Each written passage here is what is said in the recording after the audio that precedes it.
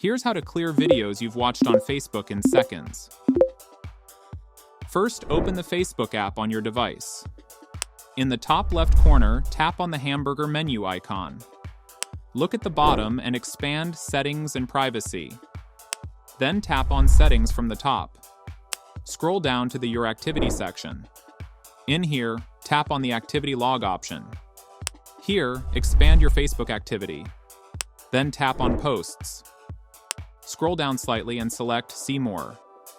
The menu will expand. Here, tap on Videos You've Watched. Here's the list of all the videos you've watched on Facebook. If you want to delete a particular video, tap on the three dots icon next to the video. From the pop-up, select Delete.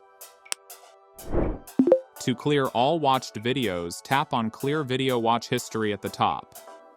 From the pop-up, tap on Clear to confirm.